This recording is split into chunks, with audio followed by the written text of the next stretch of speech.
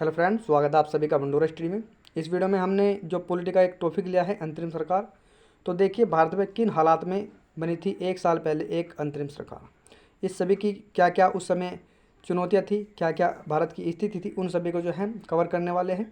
अगर आप किसी भी एग्ज़ाम की तैयारी कर रहे हैं, खासकर ये आप यूपीएससी या स्टेट पीसीएस की तैयारी कर रहे हैं, तो ये आपके लिए काफ़ी बेनिफिशियल है। इसके अलावा अगर आप किसी भी वनडे एग्ज़ाम की भी तैयारी कर रहे हैं तो भी ये आपके लिए बेनिफिशियल होने वाली है। तो आप वीडियो को अंत तक देखिएगा। तो जैसे कि आप स्क्रीन पर देख पा रहे हैं, ये जो पहली भारत में अंतरिम सरकार बनी थी उनमें जो मंत्रिमंडल थे, जो सदस्य थे, उन सभी के जो एक साथ पिक ली गई है। ये आपके पंडित जवाहरलाल नेहरू जी हैं, सरदार वल्लभ भाई पटेल जी और जो आपके हैं अन्य सदस्य हैं। तो देखिए भारत को आज़ादी मिलने का फैसला 1946 में हो गया था, लेकिन जो आपकी सत्ता ट्रांसफ़र होनी थी उसकी जो प्रक्रिया थी उसको सुनिश्चित करने के दौरान 2 सितंबर 1946 को नवनिर्वाचित संविधान सभा से भारत की जो अंतरिम सरकार है उसका गठन कर लिया गया था। यानी 1946 में संविधान सभा का गठन किया गया और उसके बाद 2 दिसंबर 1946 को जो है उस संविधान सभा से ही कुछ सदस्यों को चुना गया अंतरिम सरकार के लिए। और अंतरिम सरकार का जो है उन जो संविधान सभा बनाए थे सदस्य, उनमें से ही कुछ को जो है चुना गया था और उनसे ही जो है अंतरिम सरकार का गठन किया गया था। 15 जो आपके अगस्त 1947 जो ये आपकी अंतरिम सरकार थी, 15 अगस्त 1947 तक ये अंतरिम सरकार के रूप में यानी सरकार के रूप में एक प्रकार से कार्य करती रही। और ये पहली बार था कि भारत सरकार की कमान जो है स्वयं भारतीयों के हाथ में थी। इससे पहले भारत की जो अंग्रेज थे कंपनियों के हाथ में थी, अंग्रेजी कंपनी के हाथ में, उसके बाद अंग्रेजी क्राउन के हाथ में आ गई थी। और ये पहली बार ऐसा हो रहा था कि भारत सरकार की कमान जो है स्वयं भारतीयों के हाथ में ही थी। तो इसके बाद देखिए जो सेकंड वर्ल्ड वार था,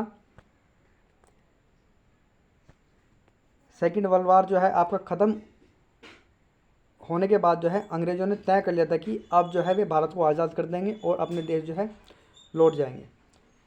इसके बाद 1946 में संविधान सभा का गठन किया गया और उसके बाद 2 दिसंबर को एक अंतरिम सरकार बनाई गई, जिसमें कि प्रधानमंत्री यानी कि प्रधानमंत्री मतलब आपका एक प्रकार से प्रमुख जो है पंडित जवाहरलाल नेहरू को बनाया गया।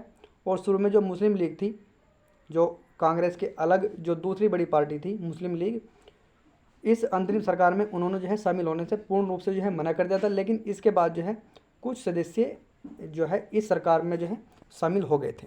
शुरू में प्रारंभ में उन्होंने मना कर दिया था, लेकिन कुछ सदस्य बाद में जो है इस जो आपकी अंतरिम सरकारें हैं इसमें जो है शामिल हो गए थे।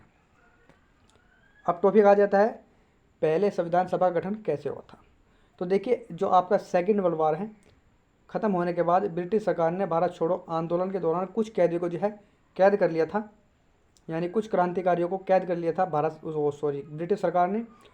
और जब आपका सेकेंड वर्ल्ड वार ख़त्म होता है तो ब्रिटिश सरकार ने जो है जो भारत छोड़ो आंदोलन के सभी कैदियों को जो है रिहा करने का फैसला कर लिया था। इसके बाद कांग्रेस ने संविधान सभा के चुनाव में जो है भाग लेने का फैसला किया।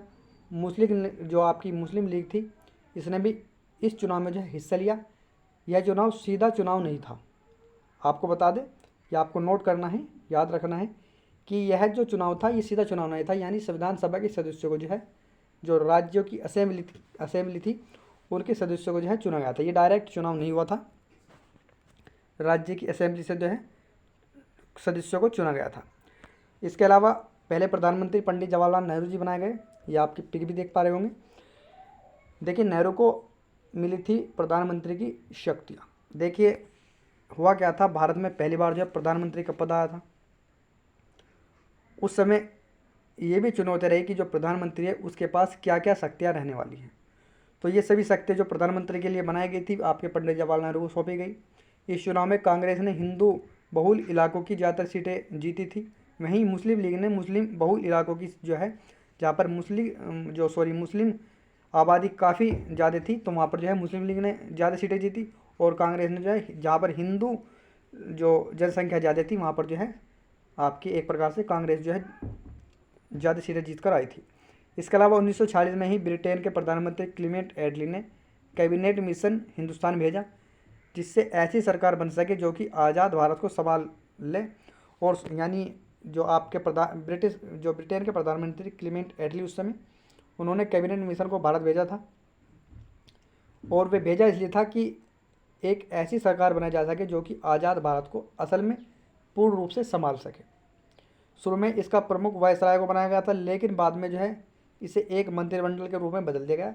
यानी प्रारंभ में जो है एक वायसराय को जो है ब्रिटेन के जो प्रधानमंत्री थे एक वायसराय को भेज रहे थे, लेकिन बाद में जो है इसे चेंज करने के बाद जो है एक प्रकार से क्या गया, मंत्रिमंडल को जो है यहाँ पर भेजा गया, मंत्रिमंडल के रूप में जो है यहाँ पर भेजा गया। इसके बाद उपाध्यक्ष पंडित जवाहरलाल नेहरू थे, जिसका प्रधानमंत्री की सारी शक्तियाँ उसमें शामिल थी। यानी जो आपकी मंत्रिमंडल भेजा गया था इसके उपाध्यक्ष पंडित जवाहरलाल नेहरू को बनाया गया था, और उपाध्यक्ष के अंदर वे सभी शक्तियाँ जो है पंडित जवाहरलाल नेहरू को दे दी गई थी, जो कि सभी जो शक्तियाँ की आपके प्रधानमंत्री के अंदर होनी चाहिए, जो प्रधानमंत्री के पास ये सभी शक्तियाँ होनी चाहिए थी, वो आपको पंडित जवाहरलाल नेहरू को उस समय सौंप दी गई थी मंत्रिमंडल में, जब जो आपके पंडित जवाहरलाल नेहरू को उपाध्यक्ष का पद जो है दिया गया था। इसके अलावा देखिए अंतरिम सरकार को सौंपी गई बड़ी जिम्मेदारियां। तो क्या क्या जिम्मेदारी सौंपी गई थी? देखिए अंतरिम सरकार का जब गठन किया गया तो अंतरिम सरकार को कुछ ऐसी जिम्मेदारियां भी सौंपी गई थी जो कि असल में उनके पास होनी चाहिए थी। देखिए जब अंतरिम सरकार का गठन हुआ तो यह तय हुआ कि आज़ादी के बाद वायसराय को छोड़कर काउंसिल के सभी सदस्य भारतीय होंगे और वायसराय आज़ाद भारत के पहले गवर्नर जनरल होंगे। तो जो अंतरिम सरकार बनाई गई थी ये उसमें तय किया गया, और इस अंतरिम सरकार को यह भी काम सौंपा गया कि वह अंग्रेज़ों से भारत और पाकिस्तान के बीच जो आपकी सत्ता ट्रांसफ़र हो रही है उसकी प्रक्रिया में पूर्ण रूप से जो है मदद करेगी। तो जो अंतरिम सरकार थी, जो आपका भारत और पाकिस्तान में विभाजन हो रहा था, इसमें भी जो है अंतरिम सरकार ने एक प्रकार से अपनी जो है मदद की थी, जिम्मेदारियां इसमें अपनी निभाई थी। इसके अलावा देखिए कांग्रेस को किसने कौन सा विभाग दिया गया था? यानी जब आपके अंतरिम सरकार का गठन हो गया तो कांग्रेस के कुछ सदस्य थे जिन्हें कि अलग अलग विभाग सौंपा गया था। तो ये भी आपको याद रखना चाहिए, आपके परीक्षा में पूछा जाता है, आपका प्री में भी और मेंस में भी आप इससे काफ़ी अच्छे जो है यूटिलाइज कर सकते हैं। तो देखिए इस सरकार में जो सरदार वल्लभ भाई पटेल थे उनको जो है गृह मंत्रालय दिया गया था, बलदेव सिंह को रक्षा विभाग दिया गया था, सी राजगोपालाचारी को शिक्षा एवं कला विभाग जो है दिया गया था। इसके अलावा आसिफ अली को रेलवे परिवहन और डाक और वायु विभाग दिया गया था, जॉन मथाई को वित्त एवं वित्त विभाग दिया गया था, और जो आपके थी CH भाभा जी उन्हें व्यवसाय विभाग दे दिया गया था। डॉक्टर राजेंद्र प्रसाद को खाद्य और कृषि विभाग मिला था, और जो आपके विदेश विभाग थे उन्हें विदेश विभाग नेहरू को जो है सौंप दिया गया था। इसके अलावा देखिए सूचना एवं जो आपके प्रसारण विभाग है उसका जिम्मा जो है आपके सरदार वल्लभ भाई जी को जो है सौंपा गया था। तो ये आपको याद रखना है, सरदार वल्लभ भाई को आपको एक प्रकार से गृह विभाग सौंपा गया था, और आपके प्रसारण सूचना विभाग भी जो है सरदार वल्लभ भाई पटेल को सौंपा गया था। डॉक्टर राजेंद्र प्रसाद को खाद्य एवं कृषि विभाग सौंपा गया था, तो आपको याद रखना है। इसके अलावा देखिए मुस्लिम लीग के जो नेता थे उन्हें क्या मिला था, क्योंकि शुरू में तो जो मुस्लिम लीग के सदस्य थे उन्होंने भारत की जो अंतरिम सरकार थी इसमें शामिल होने से मना कर लिया था, लेकिन उसके कुछ सदस्य जो है बाद में इस अंतरिम सरकार में जो है शामिल हुए थे। तो जो मुस्लिम लीग के नेता थे उन्हें क्या क्या जो है दिया गया था? देखिए मुस्लिम लीग के कुछ सदस्य शामिल कर लिए गए थे, जो जैसे कि आपके लियाकत अली थे, तो आपके लियाकत अली को जो है आपका वित्त विभाग सौंपा गया था। इसके अलावा इब्राहिम इस्माइल चुंदीगर को जो है व्यवसाय का विभाग सौंपा गया। इसके अलावा जो आपके गजनफर अली खान, देखिए आपको जो है थोड़ी मेरी आवाज़ बदली हुई दिख रही है, उसमें मेरा जो थोड़ा स्वास्थ्य ख़राब है, तो इसके चलते जो है मेरी थोड़ी आवाज़ बदली आ रही है, सही से नहीं बोला जा रहा है, लेकिन जल्द ही जो है मेरा स्वास्थ्य ठीक हो जाएगा और मैं आपको जो है अच्छे तरीके से जो इसको एक्सप्लेन कर पाऊँगा। तो आप थोड़ा देख लीजिएगा। तो देखिए जो आपके गजनफर अली खान को जो है स्वास्थ्य विभाग सौंपा गया था। अब्दुल राव को जो है अब्दुल राव निस्तार जो थे उनको रेलवे और संचार विभाग सौंपा गया था। पोस्ट और वायु विभाग सौंपा गया था। मुस्लिम लीग के जो जोगेंद्र नाथ थे उन्हें जो है कानून मंडल सौंप दिया गया था। जोगेंद्र नाथ जो थे, आप इनके नाम से ये मत समझिए कि ये कांग्रेस के थे, ये भी आपकी मुस्लिम लीग के ही थे। इनको जो है जोगेंद्र नाथ मंडल इनका पूरा नाम था, और इन्हें जो है कानून विभाग जो है सौंप दिया गया था, आपको याद रखना है। इसके अलावा देखिए मुस्लिम लीग के नेताओं, ये तो दोबारा स्लाइड आ गई है। इसके अलावा देखिए जो आपके अंतर्राष्ट्रीय राजनयिक संबंध उस समय क्या क्या थे, किस प्रकार के थे। तो देखिए इस सरकार ने केवल भारत में ही काम नहीं किया था, बल्कि अंतर्राष्ट्रीय स्तर पर भी जो अमेरिका सहित कई देशों से राजनयिक संबंध भी उस समय बना लिए थे।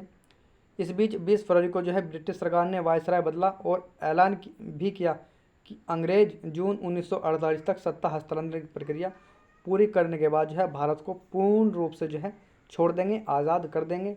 लेकिन अंतरिम सरकार कायम ही रही और आज़ादी तक जो है अंतरिम सरकार अपना कार्य करती रही। तो ये आपको याद रखना है। इसके अलावा मुस्लिम लीग से नहीं, यानी मुस्लिम लीग से नहीं बनी कांग्रेस की, ये तो पहले से ही ऐसा जो एक प्रकार से इनके मध्य में खटास आ गई थी, मुस्लिम लीग और कांग्रेस की नहीं बन रही थी। जब ये अंतरिम सरकार बनी थी उससे जो है पहले ही देश में हिंदू मुस्लिम तनाव भारत में बढ़ने लगा था और मुस्लिम लीग की मांगे भी जो है लगातार बढ़ती जा रही थी। पहले तो जिन्ना ने इस सरकार में शामिल होने से जो है अपनी झिझक जाहिर की, यानी झिझक रहे थे इस सरकार में शामिल होने से, लेकिन फिर भी वह शामिल हो गए। इसके बाद कांग्रेस और मुस्लिम लीग ने, जो आपकी मुस्लिम लीग थी उसमें तालमेल नहीं हो सका सही तरीके से, और फरवरी 1947 में जो है पंडित जवाहरलाल नेहरू ने ही स्वयं कह दिया कि मुस्लिम लीग को सरकार से हट जाना चाहिए। यानी जो आपके पंडित जवाहरलाल नेहरू थे, प्रमुख थे, उन्होंने खुद ही अपने एंड से कह दिया था कि मुस्लिम लीग को सरकार से स्वयं हट जाना चाहिए। इसके बाद हालात यह बन गए कि अंतरिम सरकार भंग होने वाली थी, लेकिन अंग्रेज़ों के जून 1948 तक जाने के ऐलान और वायसराय बदलने के बाद हालात बदल गए। लॉर्ड माउंटबेटन थे, उनके आने के बाद भी यह सरकार कायम रही और 15 अगस्त 1947 तक ये अपने कार्य में पूर्ण रूप से अब जो है भारत के लिए कार्य करती रही। इसी बीच संविधान सभा भी अपना काम करती रही और नई संविधान अपनाने के बाद 26 जनवरी 1950 को भारत ने नया संविधान जो है अपना लिया और पंडित जवाहरलाल नेहरू को प्रधानमंत्री और डॉक्टर राजेंद्र प्रसाद को जो है राष्ट्रपति का पद जो है दे दिया गया। तो ये जो कहानी, ये सभी कहानी थी। आई होप आपको हमारी ये वीडियो पसंद आई होगी। अगर आपको हमारी वीडियो पसंद आए तो वीडियो को लाइक करें और चैनल को सब्सक्राइब करें। तब तक के लिए धन्यवाद। जल्द ही हाजिर होंगे हम आपके लिए एक और नया टॉपिक लेकर।